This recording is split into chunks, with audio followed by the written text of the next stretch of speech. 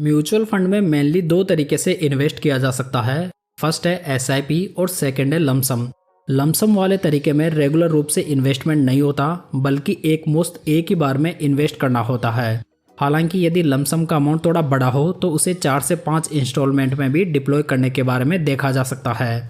तो दोस्तों आज मैं आपको 7 अलग अलग कैटेगरीज के बेस्ट फंड्स फॉर लमसम बताऊंगा, जिसमें कि flexi cap, mid cap, large and mid cap fund, momentum fund, hybrid fund, multi cap fund और स्मॉल कैप फंड शामिल रहेंगे। तो चलिए दोस्तों विदाउट वेस्टिंग टाइम वीडियो शुरू करते हैं और बात करते हैं फ्लेक्सी कैप फंड की।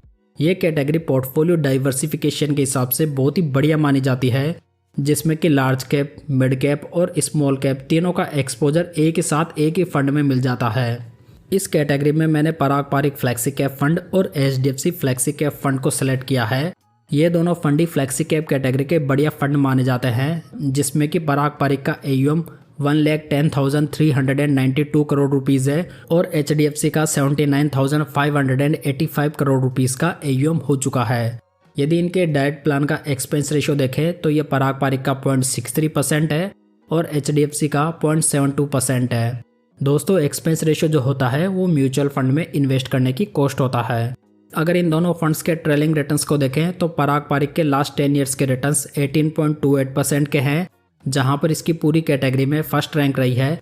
लास्ट 5 ईयर्स में 24.86% है, लास्ट 3 ईयर्स में 22.47% है और लास्ट 1 ईयर में 8.83% के रिटर्न्स हैं। बात करें एचडीएफसी फ्लेक्सी कैप फंड के रिटर्न्स की तो ये लास्ट 10 ईयर्स में 16.18% है, लास्ट 5 ईयर्स में 29.67% है, लास्ट 3 ईयर्स में 24.25% है और लास्ट 1 ईयर में 6.95% के रिटर्न्स हैं।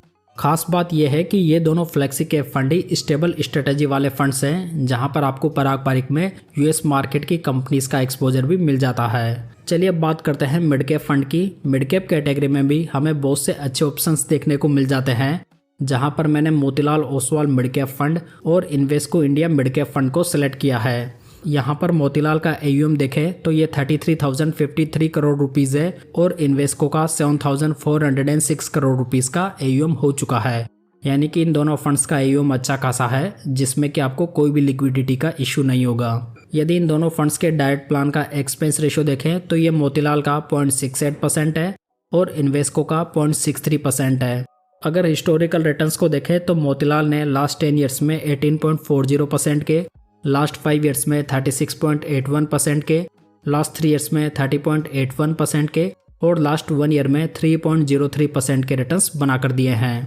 बात करें इन्वेस्को की तो इसने लास्ट 10 ईयर्स में 19.31% के, लास्ट 5 ईयर्स में 31.48% के, लास्ट 3 ईयर्स में 30.61% के और लास्ट 1 ईयर में 13.79% के रिटर्न्स डिलीवर किए हैं। तो दोस्तों यहाँ पर इन दोनों मिड कैप फंड्स ने कंसिस्टेंटली अपने बेंचमार्क और कैटेगरी एवरेज से बेटर रिटर्न्स बनाकर दिए हैं, जो कि मिड कैप कैटेगरी में सबसे बड़ा पॉजिटिव माना जा सकता है। नेक्स्ट बात करते हैं large and mid cap fund की। इस प्रकार के फंड्स में आपको लार्ज एंड मिड कैप दोनों कंपनीज का एक्सपोजर एक साथ देखने को मिल जाता है, जिसमें कि मैंने ICICI Prudential large and mid cap fund और Motilal Oswal large and mid cap fund को चुना है। ICICI का AUM 22,857 करोड़ रुपीज़ है और मोतीलाल का 11,816 करोड़ रुपीज़ का AUM हो चुका है। डायरेक्ट प्लान का एक्सपेंस रेशियो देखें तो ये ICICI का 0.77% है और मोतीलाल का 0.64% है। ट्रेलिंग रिटर्न्स को देखें तो ICICI ने लास्ट 10 ईयर्स में 16.54% के, लास्ट 5 ईयर्स में 28.86% के, लास्ट 3 ईयर्स में 23.13% के और लास्ट 1 ईयर में 3.07% के रिटर्न्स डिलीवर किए हैं। मोतीलाल के फंड को लॉन्च हुए 5-6 साल का ही समय हुआ है, जहां पर लास्ट 5 ईयर्स में इसके रिटर्न्स 30.96% है, जो कि कैटेगरी के बेस्ट रिटर्न्स है। लास्ट 3 ईयर्स में ये 30.81% है और लास्ट 1 ईयर में 10.96% के रिटर्न्स है। दोस्तों यहाँ पर जो Motilal large and mid cap fund है वो एग्रेसिव नेचर का फंड है, जो कि ग्रोथ स्टाइल ऑफ इन्वेस्टिंग को फॉलो करता है, जिसमें कि आपको ज़्यादा वोलेटिलिटी देखने को मिल सकती है, जबकि ICICI का large and mid cap fund category का लोएस्ट वोलेटाइल फंड है। बात करते हैं मोमेंटम फंड्स की। इस प्रकार के फंड्स ऐसी कंपनीज में इन्वेस्ट करते हैं जो कि प्रेजेंट में मोमेंटम में हो, यानी कि वो ऊपर की ओर जा रही हो। सो इस प्रकार के फंड्स को मार्केट गिरावट में देखा जा सकता है। इस कैटेगरी में मैंने Motilal Oswal Nifty 200 momentum 30 index fund और Edelweiss Nifty mid cap 150 momentum 50 index fund को सिलेक्ट किया है। यहाँ पर जो मोतीलाल का फंड है और निफ्टी की टॉप 200 कंपनीज में से 30 ऐसी कंपनीज का चुनाव करता है जो कि प्रेजेंट में मोमेंटम में हो। साथ ही जो इडलिस का इंडेक्स फंड है वो मिड कैप कंपनीज की 150 कंपनियों में से 50 ऐसी कंपनियों को चुनता है जो कि प्रेजेंट टाइम में मोमेंटम में चल रही हो। साथ ही ये जो मोमेंटम वाली कंपनियां इनके पोर्टफोलियो में मौजूद है वो हर 6 महीने में रीबैलेंस की जाती है। अगर मोतीलाल का AUM देखें तो ये 971 करोड़ रुपीज़ है और इडलविस का ये 1103 करोड़ रुपीज़ का AUM है। डाइट प्लान का एक्सपेंस रेशियो देखें तो ये मोतीलाल का 0.32% है और इडलविस का 0.38% है। दोस्तों यहाँ पर इन दोनों इंडेक्स को लॉन्च हुए बहुत ज़्यादा टाइम नहीं हुआ है, सो यहाँ पर हमारे पास में इनके रिटर्न्स का इनफ डेटा अवेलेबल नहीं है। साथ ही जो इस प्रकार के फंड्स होते हैं वो बुल मार्केट में काफ़ी तेज़ी से बढ़ते हैं तो बेयर मार्केट में गिरते भी उतने फास्ट हैं, तो इस बात का विशेष ध्यान रखें। नेक्स्ट बात करते हैं हाइब्रिड फंड की। इस प्रकार के फंड्स में इक्विटी एंड डेट दोनों का एक्सपोजर रहता है, सो यहाँ पर प्योर इक्विटी फंड्स के मुकाबले थोड़ी कम रिस्क मौजूद होती है। इस कैटेगरी में मैंने HDFC बैलेंस एडवांटेज फंड और ICICI Prudential equity and debt fund को चुना है। HDFC का AUM देखें तो ये 1,02,790 करोड़ रुपीज़ का है, यानी कि ये फंड काफ़ी बड़ा एसेट साइज मैनेज कर रहा है। ICICI का AUM देखें तो ये 44,552 करोड़ रुपीज़ का है। डायरेक्ट प्लान का एक्सपेंस रेशियो देखें तो ये HDFC का 0.75% है और ICICI का 0.96% है। ट्रेलिंग रिटर्न्स को देखें तो HDFC ने लास्ट 10 ईयर्स में 14.75% के, लास्ट 5 ईयर्स में 24.88% के, लास्ट 3 ईयर्स में 20.84% के और लास्ट 1 ईयर में 1.85% के रिटर्न्स बना कर दिए हैं।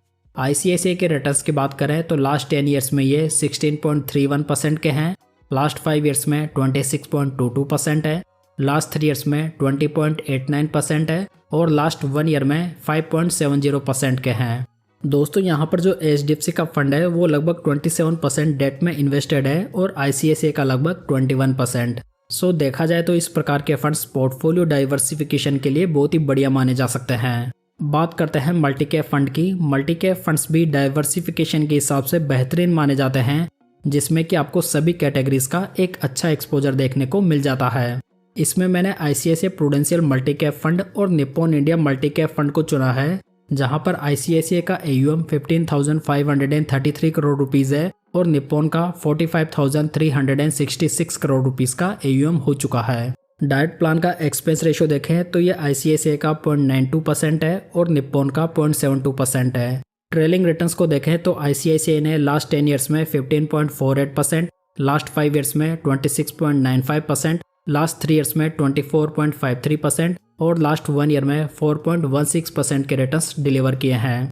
निप्पॉन के रिटर्न्स को देखें तो ये लास्ट 10 ईयर्स में 15.50% है, लास्ट 5 ईयर्स में 32.76% है, लास्ट 3 ईयर्स में 28.12% है और लास्ट 1 ईयर में 4% के रिटर्न्स हैं। खास बात यह है कि ये दोनों फंड्स की कैटेगरी एवरेज से कम वोलेटाइल फंड्स हैं। चलिए दोस्तों फाइनली बात करते हैं स्मॉल कैप फंड की। ये कैटेगरी अधिकतर इन्वेस्टर्स की फेवरेट कैटेगरी होती है, जिसका रीज़न तो आपको मालूम ही होगा। स्मॉल कैप कैटेगरी में मैंने बंधन स्मॉल कैप फंड और Invesco India small cap fund को सिलेक्ट किया है, जहां पर यदि इनका AUM देखें तो ये बंधन का 12,982 करोड़ रुपीज़ है और इन्वेस्को का 7,425 करोड़ रुपीज़ का AUM है। यदि डाइट प्लान का एक्सपेंस रेशियो देखें तो ये बंधन का 0.39% है और इन्वेस्को का 0.44% है। यदि ट्रेलिंग रिटर्न्स को देखें तो बंधन ने लास्ट 5 ईयर्स में 37.84% के, लास्ट 3 ईयर्स में 35.15% के और बंधन के रिटर्न्स लास्ट 1 ईयर में 6.50% के रहे हैं। इन्वेस्को के रिटर्न्स को देखें तो ये लास्ट 5 ईयर्स में 35.29% है, लास्ट 3 ईयर्स में 31.30% है और लास्ट 1 ईयर में इसके रिटर्न्स 6.80% के रहे हैं। दोस्तों यदि आप बेस्ट स्मॉल कैप फंड्स का आपस में कंपैरिजन वीडियो देखना चाहते हैं तो आप ये वीडियो देख सकते हैं, लिंक आपको ऊपर आए बटन में देखने को मिल जाएगा। तो दोस्तों ये थी आज की जानकारी। उम्मीद करता हूँ कि आपको पसंद आई होगी। वीडियो में कोई भी फाइनेंशियल एडवाइस नहीं है। यदि ये जानकारी आपको पसंद आई हो तो वीडियो को लाइक, कमेंट और शेयर जरूर कीजिएगा। साथ ही इस चैनल को सब्सक्राइब जरूर कर लीजिएगा। तो चलिए दोस्तों फिर मिलते हैं किसी नई जानकारी के साथ।